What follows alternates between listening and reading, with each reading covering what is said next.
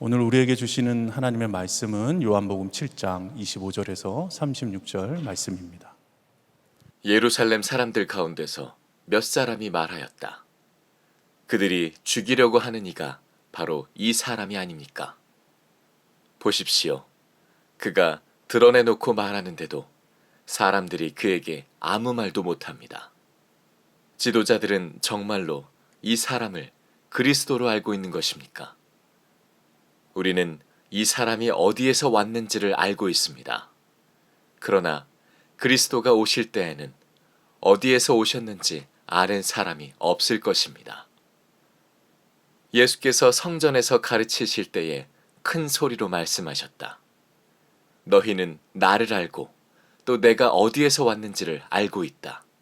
그런데 나는 내 마음대로 온 것이 아니다. 나를 보내신 분은 참되시다. 너희는 그분을 알지 못하지만 나는 그분을 안다. 나는 그분에게서 왔고 그분은 나를 보내셨기 때문이다. 사람들이 예수를 잡으려고 하였으나 아무도 그에게 손을 대는 사람이 없었다. 그것은 그의 때가 아직 이르지 않았기 때문이다. 무리 가운데서 많은 사람이 예수를 믿었다. 그들이 말하였다. 그리스도가 오신다고 해도 이분이 하신 것보다 더 많은 표징을 행하시겠는가? 무리가 예수를 두고 이런 말로 수군거리는 것을 바리새파 사람들이 들었다. 그래서 대제사장들과 바리새파 사람들은 예수를 잡으려고 성전 경비병들을 보냈다. 예수께서 그들에게 말씀하셨다. 나는 잠시 동안 너희와 함께 있다가 나를 보내신 분께로 간다. 그러면 너희가 나를 찾아도 만나지 못할 것이요. 내가 있는 곳에 너희가 올 수도 없을 것이다. 유대 사람들이 서로 말하였다. 이 사람이 어디로 가려고 하기에 자기를 만나지 못할 것이라고 하는가? 그리스 사람들 가운데 흩어져 사는 유대 사람들에게로 가서 그리스 사람들을 가르칠 셈인가? 또 너희가 나를 찾아도 만나지 못할 것이요. 내가 있는 곳에 너희가 올 수도 없을 것이다 한 말은 무슨 뜻인가? 아멘. 하나님의 말씀입니다. 자리에 앉겠습니다.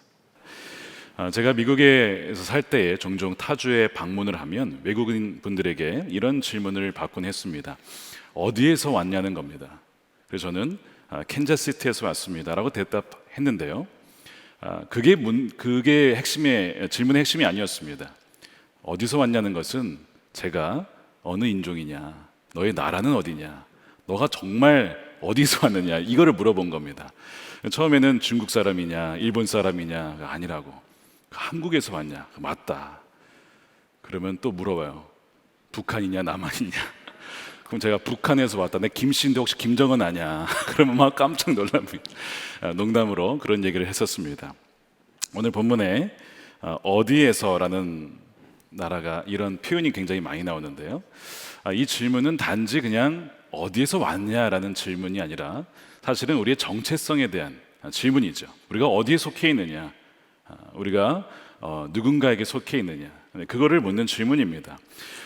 예루살렘 사람들이나 또한 바리새파 사람들은 이 예수님이 어디에서 왔는지 알고 있었습니다. 바로 나사렛에서 왔다는 거죠.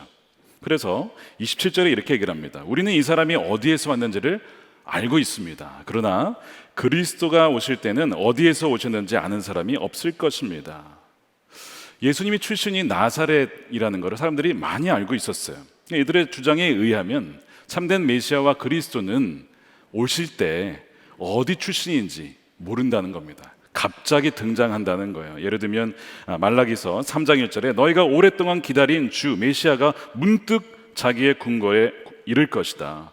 메시아는 신분이 알려지지 않은 채 갑자기 등장하는 것이 메시아에 대한 예언인데, 이 나사렛 예수는 나사렛 출신 아니냐, 목수 아니냐, 그의 부모가 요셉과 마리아 아니냐. 그러니까 예수는 그리스도일 리가 없다, 메시아일 리가 없다. 이것이 그들의 논리였고 주장이었습니다. 그러나 이들은 어디에서 왔느냐라는 이 질문의 본질을 꿰뚫지 못했던 것이죠. 단지 예수님이 나사렛에서 왔다고 해서 예수님이 나사렛에서 나신 것이 아니었습니다. 예수님은 베들레헴에서 나셨죠. 더 나아가서 예수님은 단지 베들레헴에서 태어나신 평범한 사람이 아니었습니다. 하나님으로부터 온, 하나님께로부터 나신 하나님의 아들이셨죠. 그래서 29절 보면 개정판으로 이렇게 되어 있습니다. 나는 아노니 이는 내가 그에게서 났고 그가 나를 보내셨음이라 하시니. 내가 그에게서 났다는 겁니다. 세 번역에는 물론 왔다라고 되어 있지만 원어로 직역하면 나는 그로 인해서 존재한다, 그로부터 존재한다, 이런 의미입니다. 그러니까 자신이 하나님으로부터 난 하나님의 아들이심을 증언한 것입니다. 성자 하나님이 성부 하나님으로부터 언제 나셨죠? 궁금하시죠? 갑바도기아 교보라고 하는 초대 교회의 교부들이 있습니다. 그들이 이렇게 표현을 합니다. 성자는 영원 전에 성부로부터 나셨다.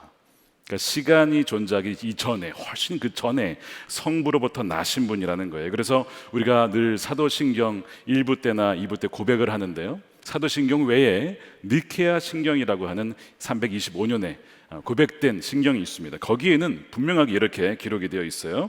그분은 하나님의 독생자시며 창세 전에 하나님으로부터 나셨으며 하나님으로부터 나오신 하나님이시며 성부와 본질에서 같다라고 고백을 합니다. 그러니까 29절에서 예수님은 자신이 단지 나사렛 출신이 아니고 단지 베들레헴에서 나신 분이 아니라 영원 전에 하나님께로부터 난 자라고 그렇게 말씀을 하신 겁니다. 하지만 안타깝게도 너무나 많은 사람들이, 그 당시에 바리새인들을 비롯해서 예루살렘의 사람들도 예수님의 진정한 출신을 알지 못했습니다. 그들은 안다고 생각했지만 그러나 전혀 알지 못했다는 것이죠. 그래서 예수님을 오해했습니다. 선동하는 사람, 미혹하는 사람, 결국에는 율법을 파기하는 사람이라고 생각해서 예수님을 잡아다가 죽이게 된 것이죠. 그런데 여러분, 이 모든 것이 하나님의 주권 가운데 일어난 일입니다.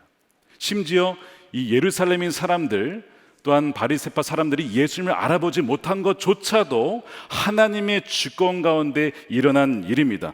그래서 유대인들에게 넘어가서 복음이 이방인들, 우리와 같은 사람들에게 전해졌다는 것이죠. 로마서 11장 12절과 25절에 이렇게 되어 있어요. 그들, 이스라엘이죠. 그들의 실패가, 그러니까 예수님을 알아보지 못한 그 실패가 이방인의 풍성함이 되거든. 형제들아, 이 신비를 너희가 모르기를 내가 원하지 아니하노니 이 신비는 이방인의 충만한 수가 들어오기까지 이스라엘의 덜어는 우둔하게 된 것이라. 그들이 예수님을 알아보지 못한 것조차도 하나님의 완벽한 계획 가운데, 왜요? 우리와 같은 이방인들에게 복음이 전해질 수 있도록 하기 위한 계획이었다는 겁니다. 그래서 그들의 무지, 그들의 실패, 그들의 우둔함, 그것조차도 하나님의 뜻 가운데 있었어요. 이뿐이 아닙니다. 하나님의 보이지 않는 손이 예수님을 보호하고 있었습니다. 25절과 30절에 보면 사람들이 예수님을 잡아 죽이려고 계획도 하고 준비를 다 하고 심지어 경비병들을 보냅니다. 그런데 이상하게 예수님을 잡지 못하는 거예요. 30절에 보면 사람들이 예수를 잡으려고 하였으나 아무도 그에게 손을 대는 사람이 없었다. 그것은 그의 때가 아직 이르지 않았기 때문이다. 손을 대지 못한다는 거예요. 하나님의 때가 있어서 하나님의 완벽한 보호하심 가운데 예수님을 하나님이 지키고 계셨다는 것이죠. 32절에 보세요. 무리가 예수를 두고 이런 말로 수근거리는 것을 바리새파 사람들이 들었다. 그래서 대제사장들과 바리새파 사람들은 예수를 잡으려고 성전 경비병들을 보냈다는 겁니다. 근데 이 경비병들이 갔다가 그냥 돌아와요.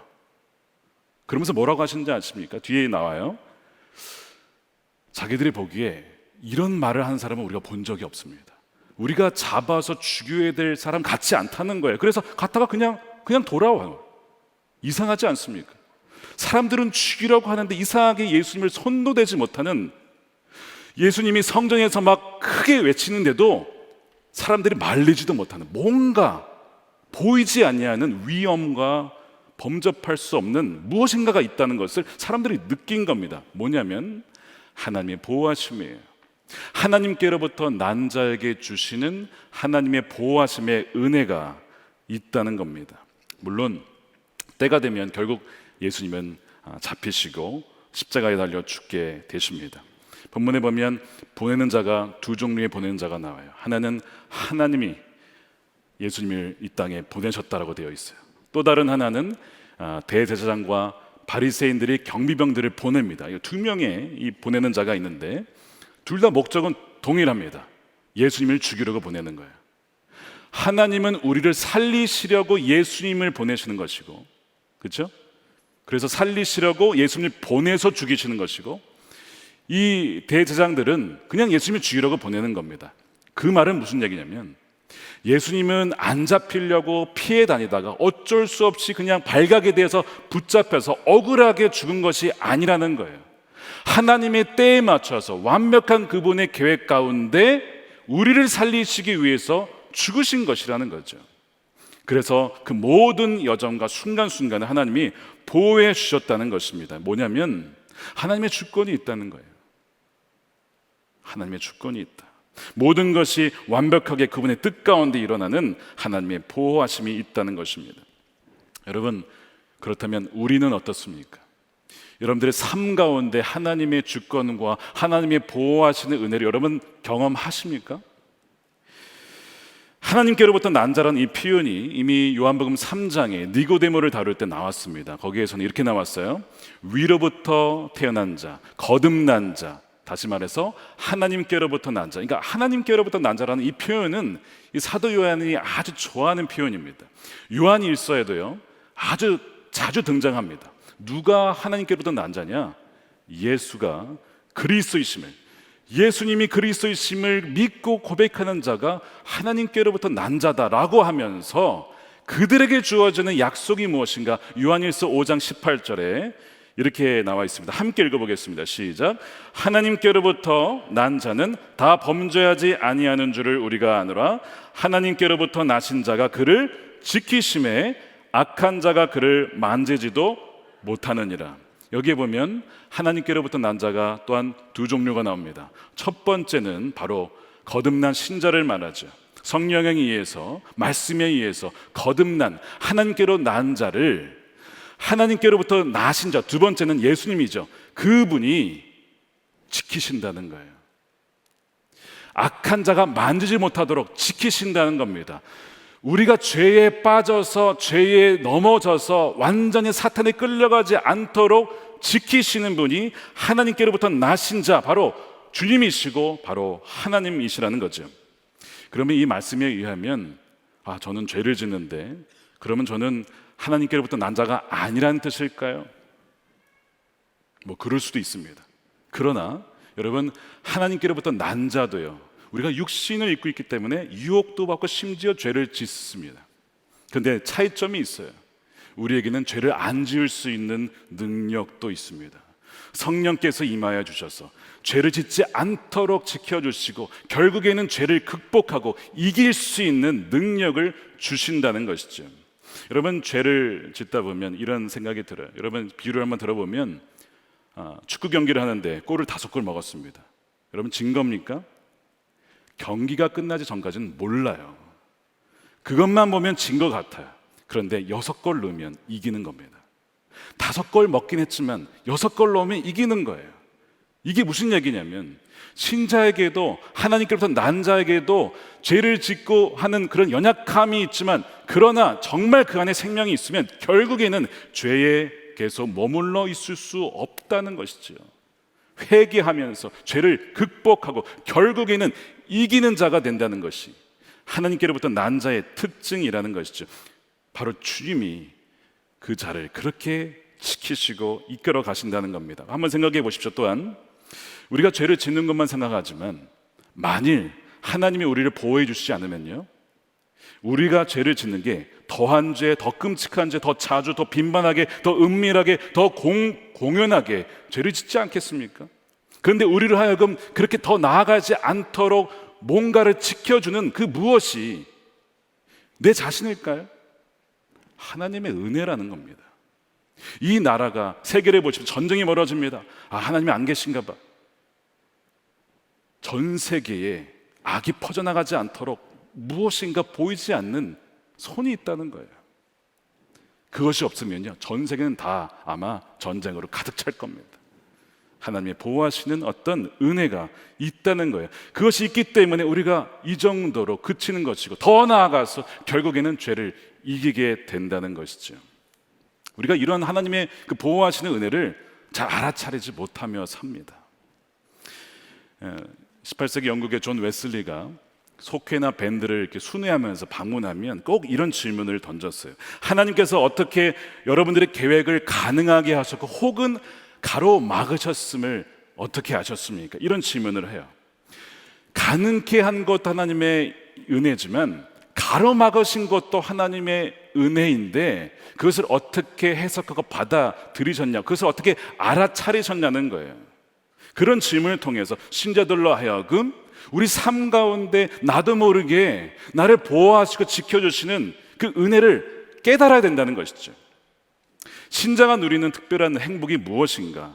역경 속에서도 하나님께서 우리를 돌보심을 그 아는 데서 비롯된다는 것을 존 웨슬리는 너무나 잘 알았습니다. 그래서 방문하는 것마다 그거를 한 거예요.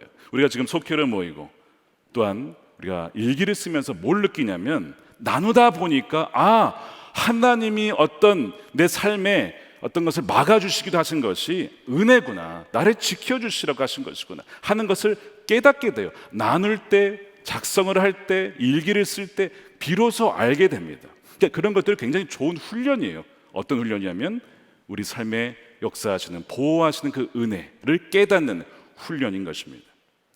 본문에 보면, 예수님을 보면요, 요동함이 없습니다.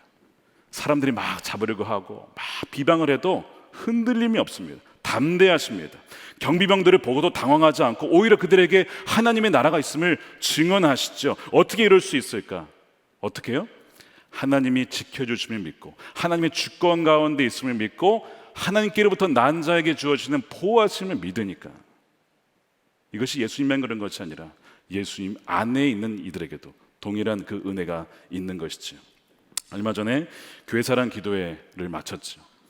갈렙 교회 파트 때 원로 장로님이신 현충홍 장로님께서 간증을 하시면서 이런 표현을 쓰셨어요. 여러 가지 그 당시에 건축할 때 어려움들과 재정적인 가정의 어려움 여러 가지 많았는데 그런 얘기를 하시는 거예요.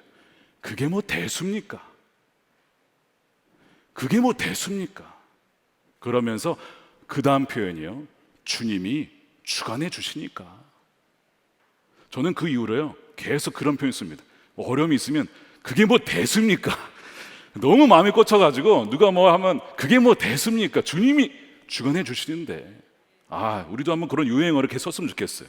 힘들 때마다 자 한번 해볼까요? 그게 뭐 대수입니까? 예, 너무 그게 짧으면서도 강력한 거예요. 너무나 감사했습니다. 하나님의 보호하심을, 그 은혜를 믿는 이들의 고백은 무엇이냐면, 두려운 상황이 없지 않죠. 우리가 사람인데 어떻게 없겠습니까? 그런데 그 상황을, 그 두려운 어떤 그 대상을 겁을 먹고 움츠러드는 것이 아니라 오히려 그 대상을 먹이로 삼는 거예요. 자, 그 예에 대한, 갈렙에 대한 예를 한번 들어볼게요. 여러분, 갈렙이 여호수아와 함께 이제 그 광야를 지나다가 나이가 85세가 되었는데, 나이가 연세가 많이 들었죠. 근데 자신이 그 모세에 의해서 정탐꾼으로 갔을 때나 지금이나 뭐 다름없다는 거예요. 여전히 강건하고 내 힘이 그때나 지금이나 같다는 겁니다. 뭐냐면 하나님이 자신의 삶을 지켜주셨고, 건강도 지켜주셨고, 그 믿음을 지켜주셨다는 겁니다. 바로 그 비결이 하나님에 대한 믿음이었어요. 그래서 여호수아 14장 14절입니다. 거기 보면 그가 이스라엘의 하나님 여호와를 온전히 쫓았다. 하나님이 살아계심을 믿었고 그 약속을 대충 믿은 게 아니라 온전히 딱 붙잡았더니 그 하나님의 보호하심의 은혜가 이 갈렙을 완전히 사로잡은 거예요. 그래서 그가 이제 사실은 그 민수기 14장 9절에 정탐꾼 갔을 때이죠. 그때 이런 유명한 고백을 합니다.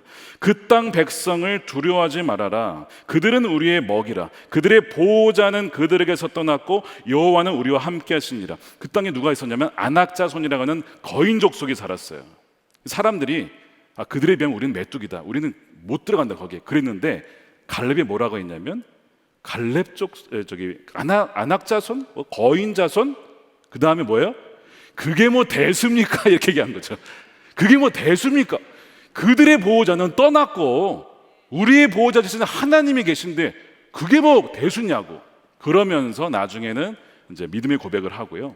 그다음에 그 헤브론 산지를 내게 달라고, 거기에 철병거 그게 대수냐고 이러면서 나이가 들어도 계속 그렇게 뭐냐면 두려움을 먹이로 삼아서, 두려운 상황 왔어, 내가 이것을 먹이로 삼아서 더 강한 믿음으로 나는 키울 기회로 삼을 거야. 왜? 나는 이길 수 없는데 보호자 되신 하나님이 계시니까. 이게 갈렙의 비결이었습니다. 얼마나 멋진 사람인지 몰라요.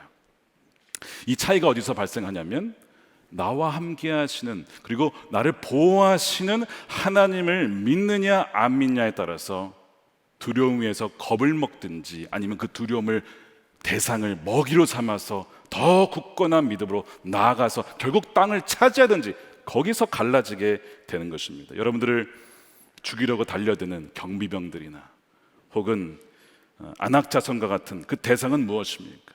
우리가 정말 많은 일들을 지금 동시에 경험하고 있어요. 재정적인 어려움과 질병과 실업과 전쟁과 궁핍과.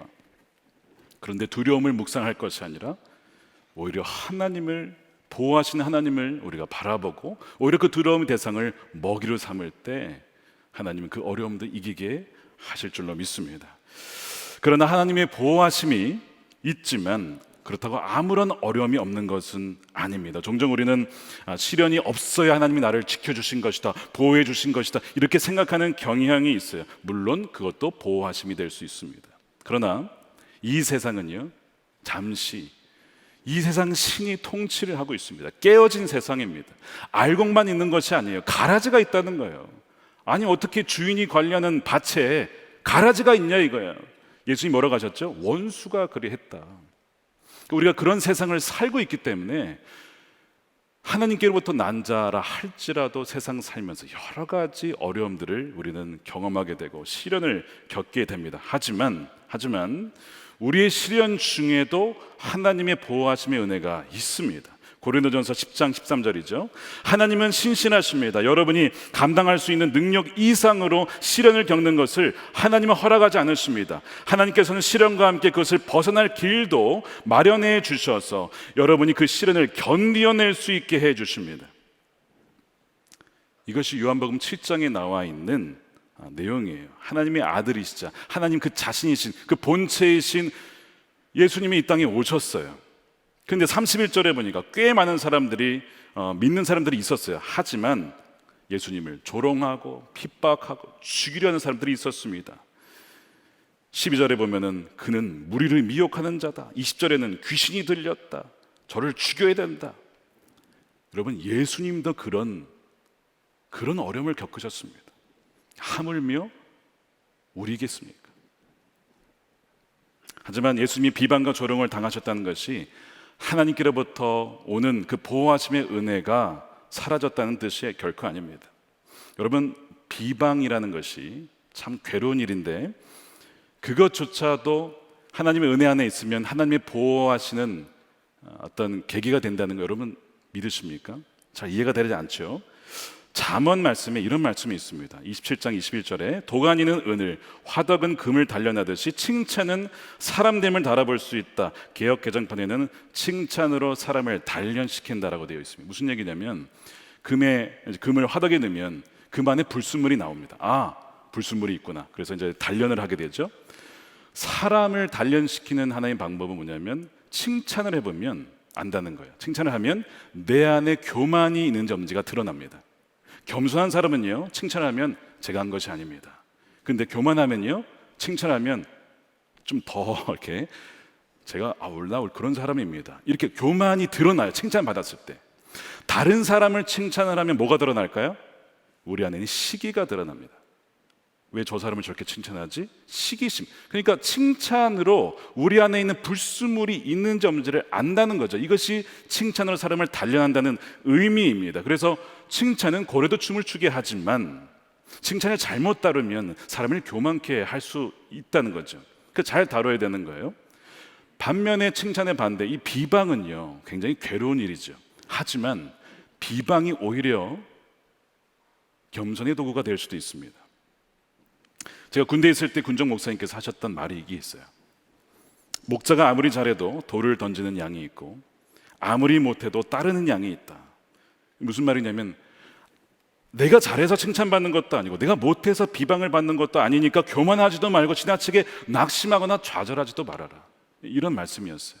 저는 그래서 20년 전에 들었는데요, 아직도 잊지 않는 말씀 중에 하나입니다. 목회를 하다 보면 또 여러분 살다 보면 비방을 받을 때가 있죠. 오해에 근거한 것도 있고 물론 정말 그래서 그런 것도 있을 겁니다.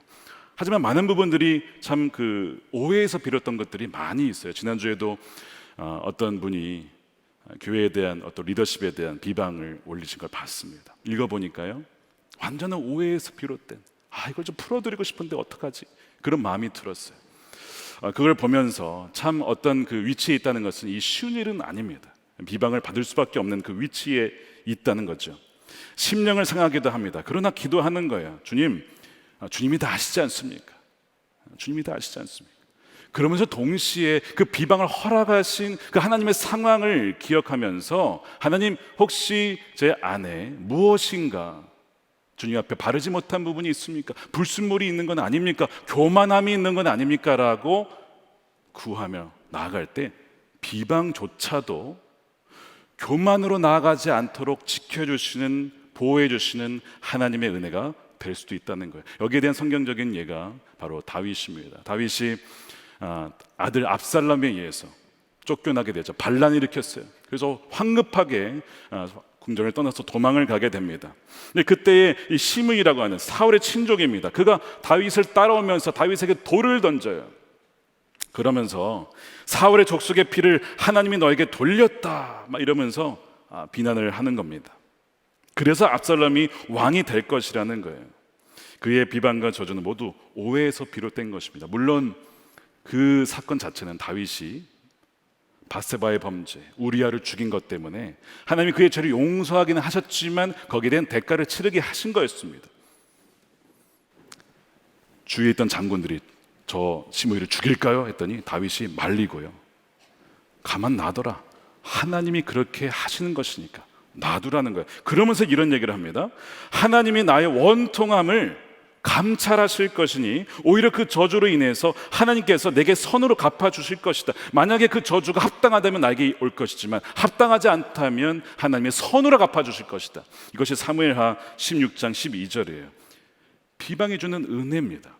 다윗이 그 상황 속에서 더 겸손하게, 하나님, 제가 그럴 만한 존재입니다, 저를 더 겸손케 해주십시오. 그러나 하나님께서 정직하게 진실하게 감찰해 주셔서 그것이 합당하지 않다면 선으로 갚아주십시오. 나중에 다윗이 복직을 해요. 그리고 시므이는 죽임을 당하죠. 하나님께서 그 모든 것을 감찰하신 것입니다. 여러분 혹시 지난 한 주간 또 지난 한 달간 어떤 오해와 비방을 받으신 적 있으십니까? 예수님도 그러셨어요. 심령이 상하는 일입니다. 그런데 한번 이렇게 기도해 보시는 거예요. 주님, 마귀의 조롱이라면 그치게 해 주십시오. 그러나 이것이 하나님이 허락하신 것이라면 제가 이 상황을 통해서 내 자신을 돌아보게 하시고 제가 알지 못했던 어떤 숨겨진 교만을 제거해 주는 그런 기회로 삼게 해 주십시오. 비방조차도 교만으로부터 보호하신 하나님의 은혜가 될 수 있다는 거죠. 또한 어떤 분은 하나님께로부터 난 자를 보호하신다면 왜 저에게 질병을 주셨습니까? 이런 분이 계실 거예요. 지난 주간도 환우들을 위한 기도 제목을 보니까 암 수술을 받는 분들이 참 많았습니다. 그리고 처음으로 암 진단을 받으신 분도 계셨어요. 나는 이제 살 소망이 없다, 이렇게 낭망에 빠진 분들도 계셨습니다. 여러분, 질병이 있으면 하나님으로부터 난 자가 아닌 걸까요? 하나님 보호해 주시지 않은 걸까요? 물론 하나님은 은혜롭고 자비로우셔서 질병을 치유해 주십니다. 예수님께서 하셨던 대부분의 사역은요, 다 질병을 치유하셨던 거였어요. 간질 환자와 중풍병자와 보지 못한 자, 걷지 못한 자, 많은 이들을 은혜로 고쳐주셨습니다. 그 은혜가 여러분들에게 있기를 원합니다. 그러나 하나님으로부터 난 자라 할지라도 질병에 걸리고요, 또한 낫지 못할 수도 있습니다. 사도 바울이 자신의 육체에 가시가 있다고 했는데요, 얼마나 괴로웠는지 뭐라고 표현했냐면 사탄의 사자가 내 몸에 있다, 이렇게 표현을 했어요. 그가 치유해달라고 간구하지만 하나님이 들어주지 않아요. 이미 너에게 은혜가 족하다. 그러면서 그 이유를 이렇게 얘기를 하시죠. 고린도후서 12장 7절에 여러 계시를 받은 것이 3층까지 올라갔었죠. 계시를 받은 것이 지극히 크므로 너가 너무 자만하지 않게 하시려고 내 육체의 가시 곧 사탄의 사자를 주었으니 이는 나를 쳐서 너무 자만하지 않게 하려 하심이라. 바울이 자만하지 않게 하려고 육체의 가시를 주셨다. 자만과 교만으로 하나님 자리에 앉을까 봐 하나님은 바울을 사랑하셔서 질병을 주시고 그것으로 그의 영혼을 보호하셨다는 것입니다. 갑바도기아의 교부 중에 한 명인 가이사레의 바실리우스, 아까 니케아 신조를 작성하는데 영향을 주었던 신학자입니다. 예수님은 그냥 인간이라고 하는 아리우스 이단을 배격한 아주 중요한 인물이었어요. 근데 이분이요, 오랜 시간 동안 두통을 앓았습니다. 너무 괴로워서 하나님께 기도를 했어요. 하나님, 이 두통 좀 치유해 주십시오. 하나님의 치유의 은총을 주셔서 두통을 제거해 주셨습니다. 그런데 그 이후부터 정욕이 물밀듯이 밀려오는 거예요. 제가 감당할 수가 없더라는 거예요. 다시 기도했습니다. 하나님, 다시 두통을 주십시오. 제가 도무지 감당할 수가 없습니다. 그러면서 그가 깨달은 것이 뭐냐면, 이 오랜 시간의 두통조차도 내가 정욕으로 넘어가지 않도록 나를 보호해 주시는 하나님의 은혜였구나 하는 것을 그가 깨닫게 됩니다. 여러분, 하나님이 우리를 보호해 주신다라고 했을 때 그렇게 아무런 문제 없이 지켜주시는 것도 보호하심이 맞지만 이렇게 다른 종류로 우리를 보호하고 계신다는 것을 우리는 알아야 합니다.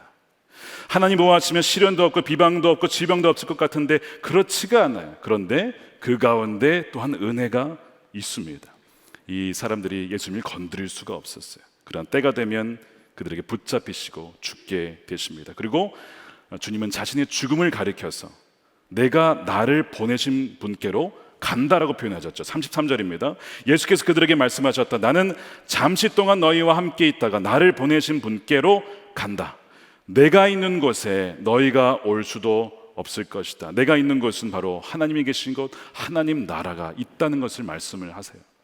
하나님께로부터 나지 않은 자는요, 이게 무슨 말이야? 어디로 간다는 거야? 이해를 못하는 거죠. 그러나 하나님께로부터 난 자는 그거를 아는 거예요. 여러분 다 아시죠? 그 나라가 있다는 거예요. 이 세상의 전부가 아니라는 겁니다. 죽음 이후에 하나님 나라가 있다는 것, 물론 우리가 죽지 않도록 하나님께서 우리를 지켜주신 것 너무나 큰 은혜입니다. 지금까지 지내온 것 모두 주의 크신 은혜라고 우리가 고백하잖아요. 그러니까 우리를 지켜주신 은혜가 있어요. 그러면 죽음은 지켜주지 않는 것입니까? 아니요, 그렇지 않아요. 심지어 죽음조차도 하나님의 보호하시는 은혜가 될 수도 있습니다. 하나님의 나라를 믿는 자는 이 죽음은요, 그 나라로 들어가는 영광의 문이 되는 거예요. 그래서 계시록 14장에 보면요, 주 안에서 죽는 자는 성노의 죽음은 복이 되다, 복되다라고 했습니다. 그것이 하나님의 은혜가 될 수 있다는 거예요. 예를 들면 모세가 가나안 땅에 들어가지 못했습니다. 너무나 아쉬웠습니다. 하나님, 저도 가나안 땅에 들어가게 해주세요. 간구했는데 너 안 된다. 너가 무리바에서 내 영광을 온전히 드러나지 않았기 때문에 넌 들어가지 못해. 그렇게 해서 다시는 이 일로 나한테 간구하지 마. 모세가 알았습니다. 근데 여러분, 하나님 모세를 미워해서 그런 게 아니에요. 왜 못 들어가게 했을까요? 모세가 출애굽때 했죠. 그 다음에 광야를 지나가게 해서 백성들을 다 인도했습니다. 이제 가나안에 들어가면 모세는 신이 되는 겁니다. 완전한 영웅이에요. 사람들이 그를 숭배할 겁니다. 모세를 지키기 위해서, 그가 우상이 되는 것을 막기 위해서 너의 역할은 여기까지야.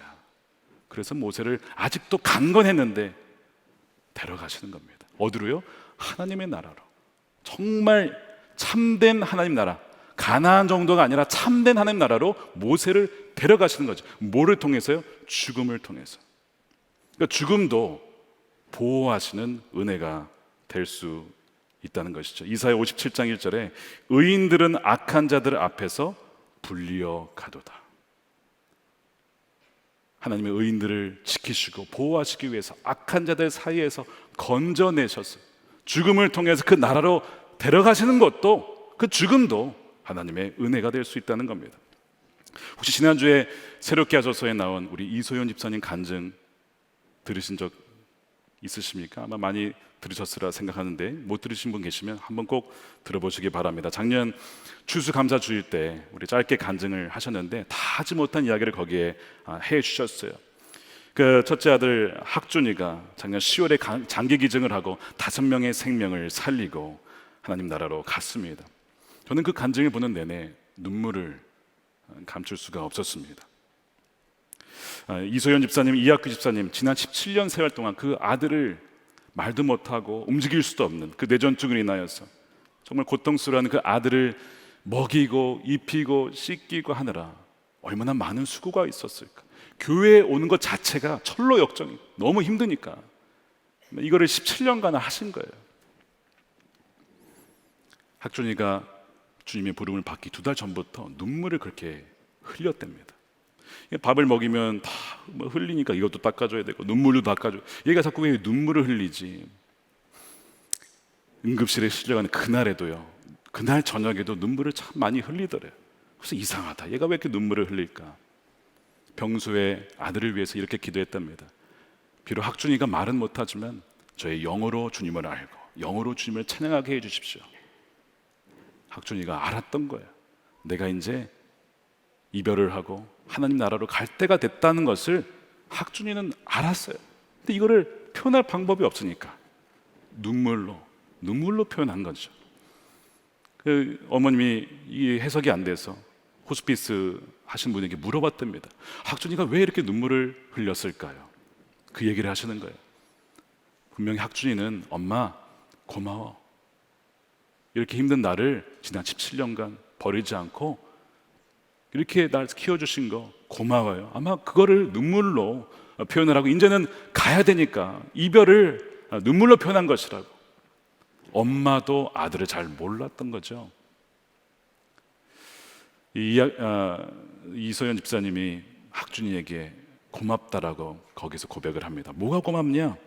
학준이를 통해서 내가 보지 못하던 것들을 받고 세상이 가르쳐 줄 수 없는 것들을 배웠고 세상이 줄 수 없는 평안을 알았고 먼저 하나님 나라와 의를 구하게 되었기 때문에 학준이에게 너무 엄마가 고맙다, 이런 고백을 했어요. 이것이 가장 학준이를 통해서 받은 은혜요 기적이라는 겁니다. 저는 그 이야기를 듣는데요, 갑자기 이 생각이 들었어요. 지난 17년간 엄마 아빠가 학준이를 지켜주고 보호한 줄 알았는데 학준이가 엄마 아빠를 보호해 준 거구나. 학준이를 통해서 두 분이 더욱 주님을 알게 되고 붙잡게 되었으니 학준이가 부모님의 영혼이 하나님 나라를 향하여서 그 시선을 고정하고 이 세상의 향락과 유혹에 빠지지 않도록 그렇게 지켜주는 것이 오히려 학준이었구나. 그것이 믿어졌습니다. 그런데 학준이가요, 부모님만 지켜준 것이 아니었습니다. 지난 2월 말에 우리 교회 청소년부 수련회가 있었어요. 이 현장과 온라인으로 열렸는데 마지막 날 저는 이제 온라인으로 참여를 했습니다. 마지막에 아이들이 이제 그 기도 제목을 올리려고 하니까 이 채팅창에 막 자신의 기도 제목을 올렸습니다. 아이들이 어떤 기도 제목이 있나 한번 제가 쫙 봤어요. 눈에 띄는 기도 제목이 하나 있었어요. 학준이의 동생 학서의 기도 제목이었습니다. 이렇게 쓰여 있었습니다. 형이 심장마비로 뇌사를 하고 장기 기증을 하고 세상을 떠났습니다. 근데 그 모습이 꼭 예수님 같았습니다. 형처럼 저도 예수님께 나아갈 수 있고 나 자신이 아니라 하나님의 말씀을 따를 수 있게 해주세요. 동생이 형의 죽음을 보면서 우리 위해 죽으신 그 예수님의 모습을 본 겁니다. 저는 그 기도 제목을 보는데 학준이가 자신의 삶과 죽음을 통해서 이 동생의 영혼이 세상으로 새지 않고 빠지지 않고 그 하나님 나라에 대한 눈이 열리고 소망을 품을 수 있도록 이 동생도 지켜준 것이구나 하는 것이 믿어졌어요.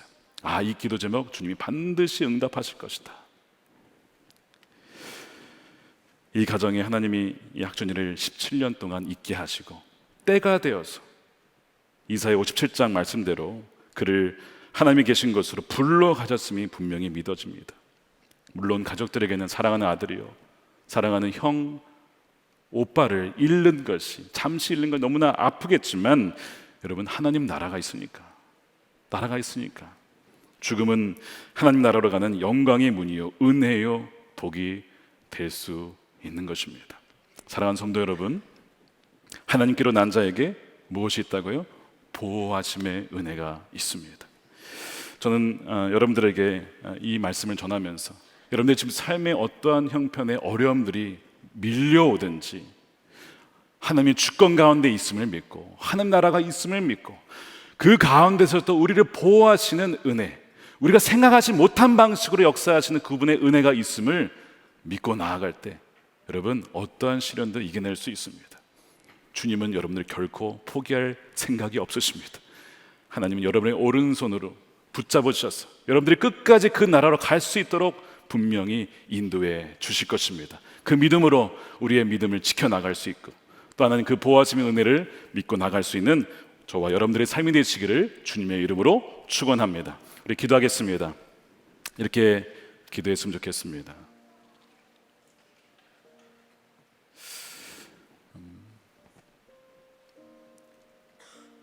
여러분들의 지금 상황 가운데 밀려오는 아까 말씀드린 안악자손과 같은 상황, 또한 경비병들이 쫓아가고 비방하고 죽이려 하고 정말 우리 삶을 이렇게 둘러싸는 것 같은 그런 형편에 계신 분들이 계십니까? 근데 여러분 분명히 믿으십시오. 하나님께로 앉아 하나님 보호하심의 은혜가 있다라는 것. 주님, 제가 그것을 믿겠습니다. 제가 그것을 붙잡겠습니다. 하나님, 내 눈에는 주님이 보이지 않지만 주님의 눈에는 여러분들이 분명하게 보인다는 겁니다. 여러분들이 붙잡고 계시다는 것, 그것을 붙잡고 나아갈 수 있도록 주여 우리 연약한 믿음을 긍휼히 여겨주시고 갈렙처럼 그게 뭐 대수냐, 그것을 먹이로 삼아서 오히려 우리의 믿음이 더욱더 자라나는 계기가 되게 해달라고 여러분들의 상황을 다 주님께 올려드리십시오. 그리고 두 번째로 아직 그 하나님 나라에 대한 눈이 열리지 않은 자들이 있습니까? 너는 그 나라에 오지 못해. 혹시 그런 안타까운 상황에 있는 자가 있다면 주님, 그 영혼을 위해서 제가 대신 그 영혼을 위해서 품습니다. 그 영혼을 기억하시면서 여러분 가슴에 손을 얹으시고 하나님 그 영혼을 인도해 주소서. 하나님 그 영혼을 주의 나라로 이끌어 주소서. 그래서 그도 하나님의 보호하시는 은혜를 누리게 해달라고 우리 함께 그것을 얻고 함께 기도하도록 하겠습니다. 하나님 감사합니다. 그렇습니다. 하나님 보호하심의 은혜를 인하여서 감사를 드립니다.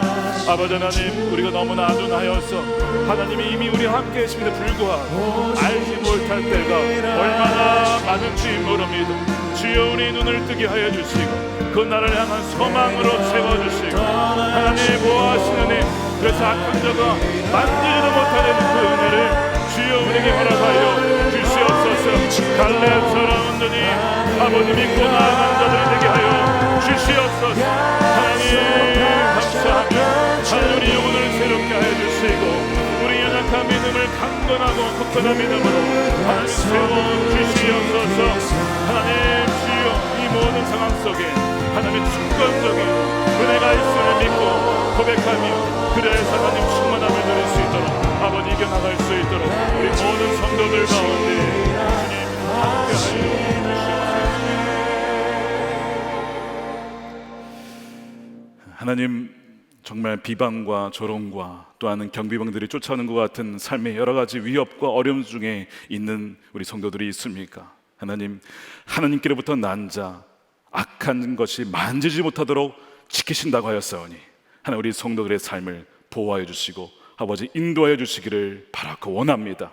하나님, 비록 우리가 아둔하여서 주님이 우리와 함께 계심을 알지 못한 채 두려워하며 염려할 때가 참 많이 있습니다.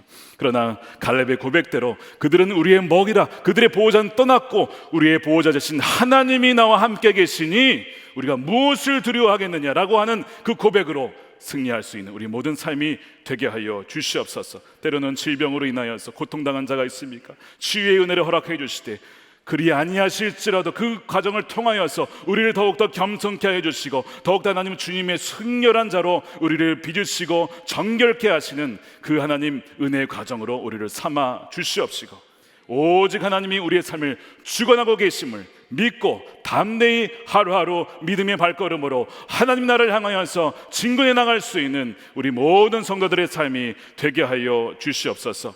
우크라이나 땅을 기억하여 주시고 하나님 그 땅 가운데 전쟁이 그치게 하여 주시며 하나님 마치 히스기야 시대의 예루살렘 성이 사내림에 의해서 둘러싸인 것 같은 그런 상황이 있지만 하나님의 주권적인 역사로 말미암아 사내림의 군대를 물리치신 그 하나님께서 우크라이나 땅 가운데 하나님의 진정한 평화와 하나님 은혜를 허락하여 주시기를 원합니다. 또한 우리 하나님 도운 손길을 허락하여 주셔서 전 세계 열방을 통하여서 하나님 그것을 돕고 섬길 수 있는 많은 이들의 손을 붙여주시고, 또한 영동 지역에, 강원도 지역에 산불로 인하여서 고통을 당하는 이들 속히 회복할 수 있는 은혜, 또한 도움의 손길들이 또한 공급되게 하여 주시옵소서. 하나님 이 시간에 귀한 것으로 10의 온전한 일조로 주님께 올려드리며 감사헌금으로, 성경금으로, 건축헌금과 구제헌금으로 주님께 구비하여 올려드리니 하나님 드리는 손길마다 마음의 중심과 저의 삶을 받아주시고 하나님의 영광을 드러내는 복된 삶이 되게 하여 주시며, 또한 하나님 한반도의 복음으로 통일되게 하여 주셔서 열방 가운데 복음이 전파되기까지 하나님 우리의 삶과 가정과 교회와 또한 대한민국을 온전히 사용하여 주시옵소서. 온전히 주님만이 영광 받을 줄 믿사옵고 우리 주 예수 그리스도의 이름으로 기도드립니다. 아멘. 우리 다 같이 일어나셔서 찬양, 오 신실하신 주 찬양하겠습니다.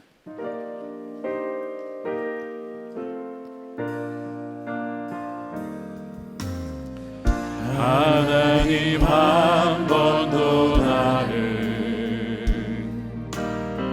실망시킨 적 없으시고 언제나 공평과 은혜로 나를 지키셨네. 지나온 모든 세월들 돌아보아도, 지나온 모든 세월들 돌아보아도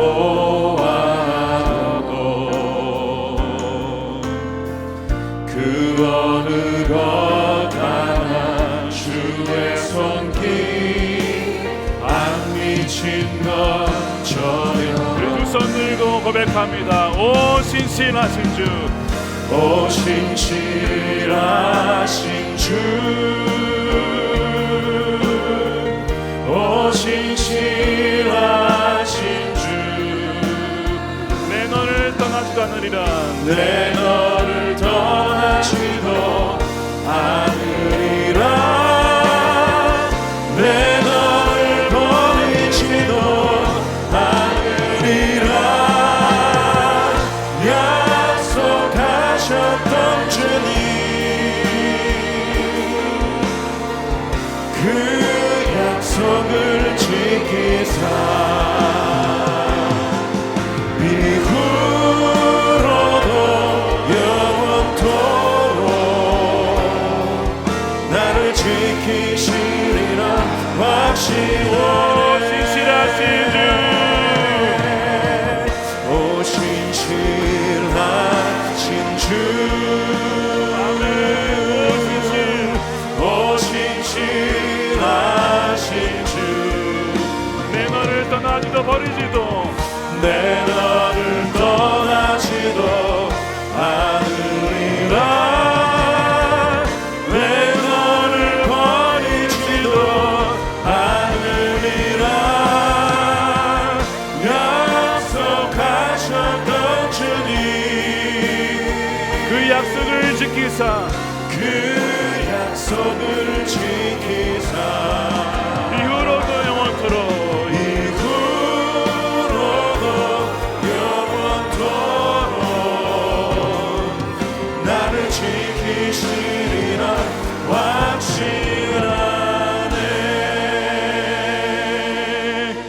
축도하겠습니다. 이제는 우리의 영원한 선한 목자 되시며 영원한 생명 되신 예수 그리스도의 크신 은혜와 독생자 아들을 아끼지 아니하시고 내려신 하나님의 풍성하신 사랑하심과 우리와 늘 함께 하시며 떠나지도 버리지도 아니하겠다고 하는 성령님의 감화감동 내주하심이 오늘 말씀을 듣고 우리와 늘 함께 하시며 보호하시는 그 은혜를 붙잡고 나아가기를 결단한 우리 모든 성도들과 저들의 가정과 일터와 우크라이나 땅과 온 세계 열방 가운데 이제부터 영원토록 함께 하시기를 간절히 축원하옵나이다. 아멘.